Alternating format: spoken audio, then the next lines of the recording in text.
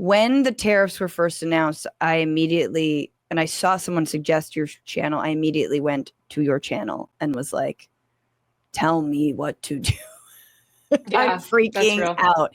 And I feel like I'm digging it because, and I think, as you have many awesome deep dives on your channel, you are also talking about, look, it's not left versus right. It's the haves and have-nots. It's the 1% versus the 99%, if you will, always and forever. And so your financial analysis and advice always does come with this power analysis that I think we can never forget and is so in our faces right now. As, I like, 3 a.m, you do the, sort of anxious thoughts. My anxious thoughts often are like, we've really not felt the worst, and we've just begun to feel the impact of Trump's tariffs and the rollback and the not and the this and the that. Those are my fearful thoughts. This is from the New York Times. Trump's tariffs, they're tracking them. There are planned tariffs in gray. There are tariffs in effect in purple, partly in effect. And if you are listening, it's Mexico and Canada. Most of them are in effect. Half of them are in effect. Only a few have been paused. China, all in effect in terms of aluminum, steel, kind of in relation to actually what we were just talking about. A lot of people who are trying to rebuild their homes that were burned down in the LA fires are like, can you not tax these things that we'll need to rebuild? Businesses, homes, whatnot. And, that's not a carve out. But this is a long wheeling way of bringing you in and saying, how do you I don't need you to make sense of it, but like where do you think we're at as a country in terms of feeling these effects of this scattershot approach to an economy? Yeah, I mean, you can't make sense of it, so I wouldn't try. I think that's not good for mental health, and I think that part of the reason why people feel so fatigued is because just keeping up with the day-to-day sort of machinations and trying to figure out what the next steps will be are basically impossible tasks. So adding that on to the actual practical realities of managing your money and planning for this, it's not good. Most human brains aren't equipped to handle it. As far as what's, going to come. So one thing that I think it's very important for people to understand is that this approach with tariffs is deeply unpopular and divisive amongst the right wing in America. There are, just like there are many, many issues now that the right is really fractured on, right? Like, for example, there's half of the right in America that's agitating for war with Iran, and then there's half of the right that is as starkly anti-interventionist as many people on the left. And that is a battle that is playing out in real time in right-wing media and amongst politicians. I mean, I'm sure some of you guys saw Marjorie Taylor Greene coming out on, on Twitter with a whole crazy rant, but included in that, it started off with no war with Iran, right. And no legislation backing BDS or outlawing BDS federally and all of that. So just like there is an enormous amount of disagreement on the right in terms of foreign policy, there is an enormous amount of disagreement in terms of economic protectionism. It's important to remember that tariffs, and specifically these tariffs that are aimed to protect the American economy and restore manufacturing and do all these things, by the way, none of which these are going to accomplish. Like, let's be very clear about that.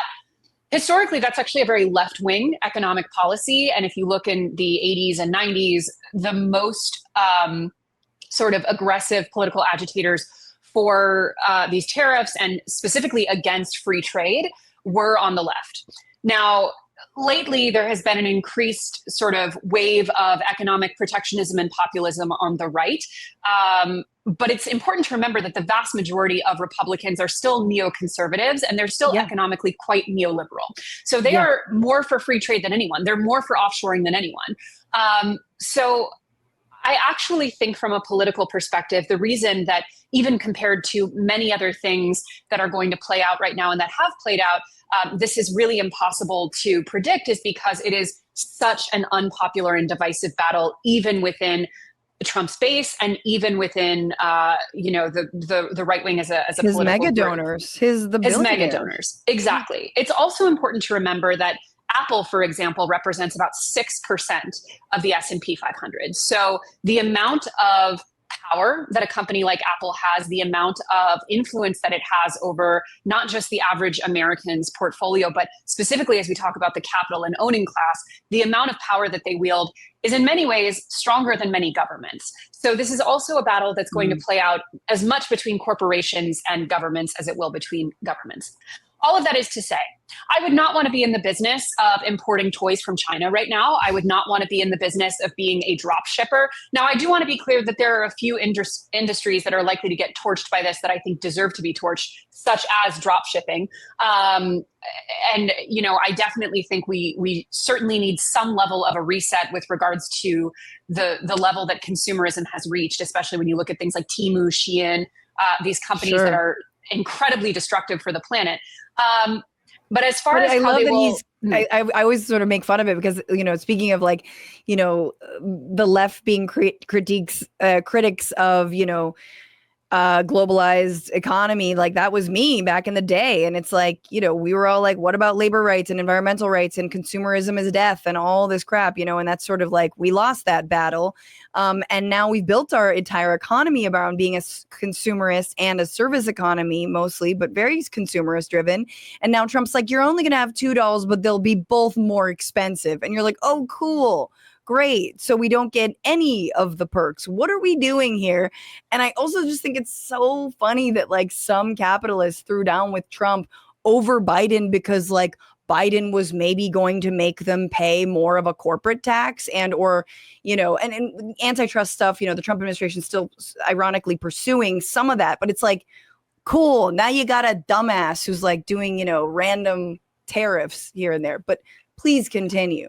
No, absolutely. But I think also, as it pertains to the sort of day-to-day economics of it and how people can prepare. Again, if you are a business that is already being affected or likely to be drastically affected, I'm a small business owner. When the pandemic hit, we were in the middle of an in-person event series, and in-person events were a huge part of our business model. So I absolutely understand the pain that having circumstances outside of your control completely upend your business overnight. And there's really nothing comforting to say because we don't know. And the truth is it's probably going to get a lot better before it gets worse, especially as it pertains to some of these imports from China. That being worse said, before it gets better. That's what I meant. Exactly. But in terms of if you're a consumer who is not personally affected in terms of their own business or how they make a living, and you're more thinking of it in terms of, buying things at the grocery store or Walmart, whatever the case may be. Don't panic buy. That's the worst thing you can possibly do because you don't know what things are going to be affected more than others. And that's just a really poor decision-making, especially with, the other economic factors that are likely to enter the conversation in the next year or two. But I will say from a purely political perspective, especially as it pertains to, the midterms, and I know there are some people who are like, we're not even going to have midterms. I disagree with that functionally, but I also think like, even if that were the case, don't admit defeat before that happens. Like, of course, act as if we're going to have midterms. Yeah. And if this really does take the kind of wrecking ball to the consumer economy that many economists think that it will, in the long term, or at least the medium term, it's probably a good thing for Democrats. Yeah. In terms of being able to sort of politically clean up after it. Yeah. No, that's very real. I mean,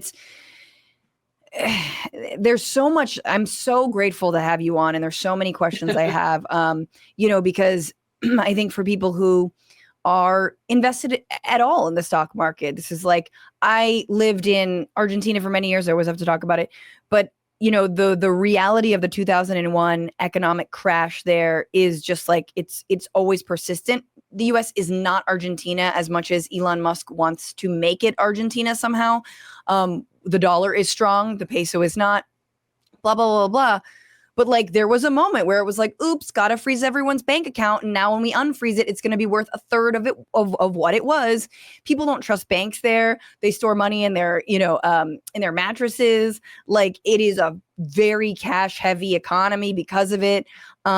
There's just so many things that like kind of living and feeding and sort of feeling that like secondhand. I'm very much like, tell me when I have to take all the money out and just like bury it, and maybe I should sell everything. Like what that whole thing is like, do these people give a enough about everyday Americans to not let it crash completely? That's the thing that's been percolating for me. There's a tendency to think in terms of a they.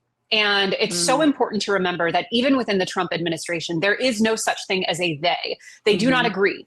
People are getting fired on a daily basis. They are completely at odds with each other. And we've already seen many of the most vocal voices in Congress on the right already start to defect on a lot of these issues. So I think it's important to remember that there is not any one sort of Machiavellian, overarching group of people who are all enacting this plan together. There is Trump's brain, which I think was addled to begin with, and I think has precipitously declined. Fun fact about me is that I was in the Trump jury pool, so I've actually been in the room with Trump. Craziest 4 days of my life, I will say. But I've been in a room with that man. They were like, a woman who knows finance? No thanks, bye. Like, cool. True. But let me tell you, sitting across from him in a courtroom for several days, that man was barely awake. So I don't actually feel like, I don't feel a strong sense of him having a master plan in that regard. I think he has certain things that have been obsessions for him, such as tariffs, which he was famously obsessed with all the way back in the 70s and 80s. So I think the important thing to understand is, are there some people who would care about, the working and middle classes taking a bath along the lines of an 2008 recession? Probably there are enough people who would be willing to take that quote unquote short-term hit for longer term entrenchment of capital and power, maybe. Is that all of them? Probably not. And more importantly, even amongst the people who truly don't care what happens to, I would say 90% of Americans, they don't agree on the methods, nor do they agree on the goals. And again, when you talk about things like radical economic protectionism, you must remember that, again, 80+% of not even just Republicans, but Republican donors specifically are incredibly against this. And if the goal, because some people I think who are quite catastrophist about this, they'll say things like, well, the goal is to completely crash the economy, to instate a military dictatorship. Please be very clear that if that were the goal, there are many ways to go about that don't also massively F up the portfolios of, the top 10 richest percent, not just in our country, but in the world. Sure. And there are just a lot cleaner and more economically efficient ways. What's going on, Frantifa? If you haven't already, subscribe to this channel right now. Hit that button. And also, you can become a patron and support the show every single week. Get access to bonus episodes and exclusive merchandise. Patreon.com/Bitchuation Room. Do it.